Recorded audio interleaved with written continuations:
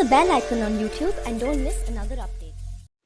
NATO படைகள் உக்ரைனுக்குள்ள இறங்குமா அப்படிங்கிறக்கு பல நாடுகளும் பல கருத்து தெரிவித்தாலும் அண்ணன் அமெரிக்கா என்ன சொல்றாரு அப்படிங்கிறதுல தான் அடுத்த கட்ட நகர்வே இருக்கு. அவர் வெளிப்படையா ஒன்று சொல்லிட்டு மறைமுகமா இன்னொன்று செய்யக்கூடிய அமெரிக்கா. ஆனாலும் வெளிப்படையா என்ன செய்யறாங்க அப்படின்னு பார்க்கணும்ல. வெளிப்படையா வெள்ளை மாளிகை வந்து அறிவிச்சிருச்சு. டேய் நல்லா கேட்டுக்கங்கடா, நாளே நாங்க சொல்லிட்டோம். எப்ப உக்ரைன் யுத்தம் ஆரம்பிச்சப்பே சொல்லிட்டோம். அமெரிக்க துருப்புகளை உக்ரைனுக்குள்ள இறக்க மாட்டோம் அப்படிங்கிறத ரொம்ப தெளிவா சொல்லிட்டோம். இதுக்கு மேல தெளிவா எப்படி உங்களுக்கு சொல்லி புரிய வைக்கிறதுனே எங்களுக்கு தெரியலை அப்படின்னு சொல்லி பெருசா போட்டு விட்டாங்க.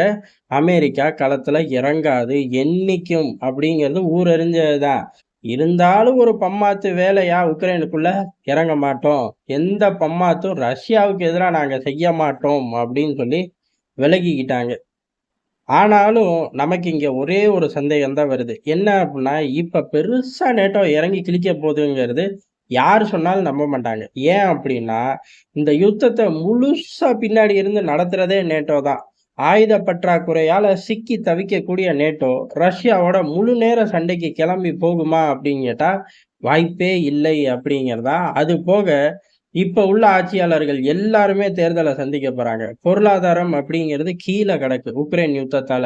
இது இப்படி ரெண்டு விஷயங்கள் இருக்கும்போது யுத்தம் அப்படிங்கிறது வர்றதுக்கு வாய்ப்பே இல்லை. ஆனா ஏன் இப்படி கிளப்பி விடுறார்கள்? ஏன் அப்படின்னா இப்ப அடுத்த கட்டமா ஒரு பெரிய விஷயத்த கிளப்பி விட்டுருக்காங்க.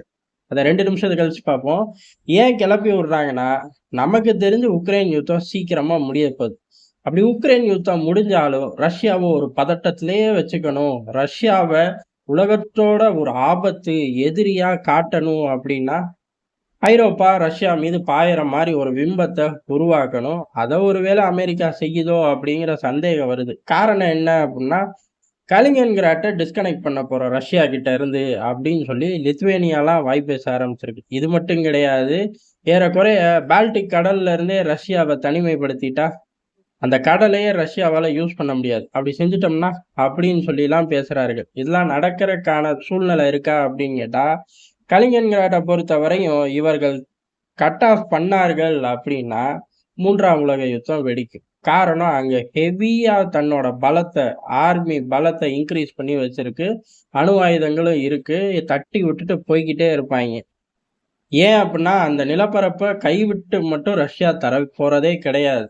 ரஷ்யாவோட அணு ஆயுத கொள்கையும் ரஷ்ய நிலப்பரப்புக்கு ஆபத்து, ரஷ்ய நிலப்பரப்பு கைவிட்டு போகுது அப்படின்னா ஆட்டோமேட்டிக்கா யூஸ் பண்ணுவோங்கிறது தான் அவர்கள்கிட்ட இருக்கக்கூடிய சிம்பிள் டேர்ம்ஸ். அதனால கலிங்கன்கிராட்டை தொடுறது அப்படிங்கிறது அபாயத்தோட உச்சம். அதை யாராச்சும் செய்வார்களான்னு கேட்டா செய்ய மாட்டார்கள். அப்புறம் ஏன் வாய் பேசுறார்கள் அப்படின்னா, பதட்டத்திலே வச்சுக்கணும் அப்படிங்கிற ஒரு பிம்பத்தை கொண்டு வரணுங்கிற திட்டம் தான். அதை தாண்டி அதுல ஒன்றும் சாதிக்க முடியாது. ஏன் அப்படின்னா இப்பதான் ரஷ்ய அதிபர் சொன்னாரு, ரஷ்யா நாளைக்கு அணு ஆயுத தாக்குதல் பண்ண போகுது, நாளான்னைக்கு பண்ண போகுது அப்படின்னு பேசுறாங்க.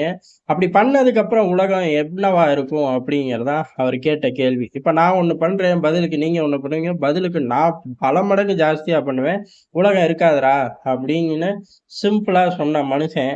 அதனால சத்தியமா அணு ஆயுதத்தை தொட மாட்டார்கள்.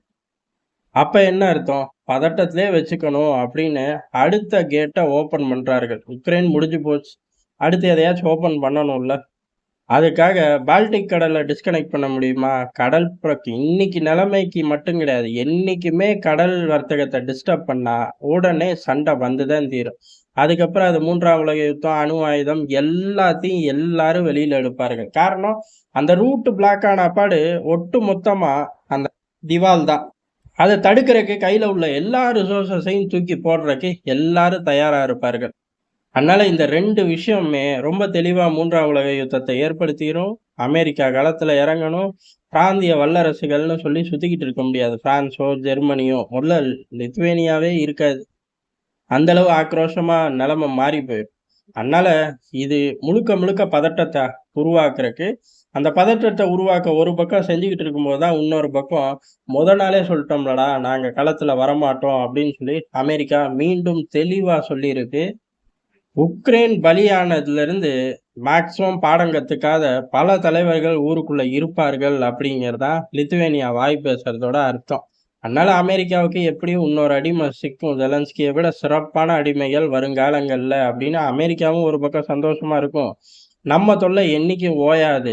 அத கவுண்டர் பொசிஷன் எடுத்துக்கிட்டே தான் இருக்கணும் அப்படின்னு சொல்லி ரஷ்யாவும் தன்னோட திட்டங்கள பலப்படுத்த ஆரம்பிச்சிருக்கு. ஐரோப்பாவ பொறுத்தவரையும் என்னைக்குமே உலகத்துக்கு ஏதாச்சும் ஒரு பிரச்சனைய தூக்கிட்டு வந்து போட்டுக்கிட்டே தான் இருப்பாய்ங்க.